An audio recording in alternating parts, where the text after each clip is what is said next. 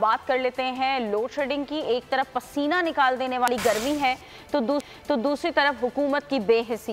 Power plants अपनी मुकम्मल इस्तेताद पर नहीं चलाए जा रहे।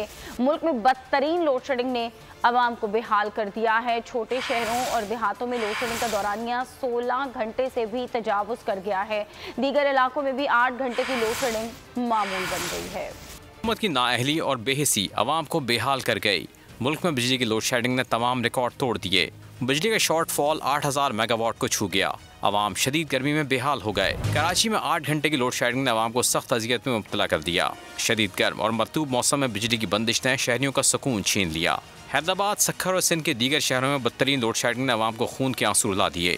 पेशावर के शहरी इलाकों में 8 से 10 घंटे की लोड शेडिंग जारी है। पंजाब और बलूचिस्तान में भी लोड शेडिंग ने अवाम का पसीना निकाल दिया। कई इलाकों में बारिश के बाद बिजली के तवील ब्रेकडाउन भी जारी हैं।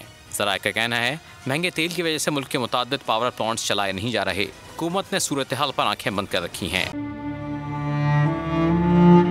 अवाम के लिए एक और मुश्किल, आटे की अदम दस्तयाबी पर अवाम परेशान। आटे की फराहमी खासी मुश्किल का शिकार है और अवाम को मुश्किलात का सामना है।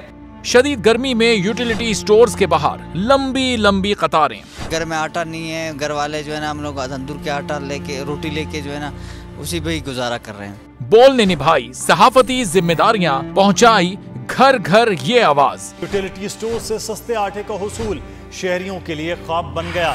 बोल न्यूज हकायक सामने ले आया है। आओ मिलकर आवाज उठाएं, पाकिस्तान को बदलें बोल के साथ। बोल बना अवाम की आवाज। अवामी शिकायत पर बोल ने किया मुताल्लिका इदारों से मुतालबा।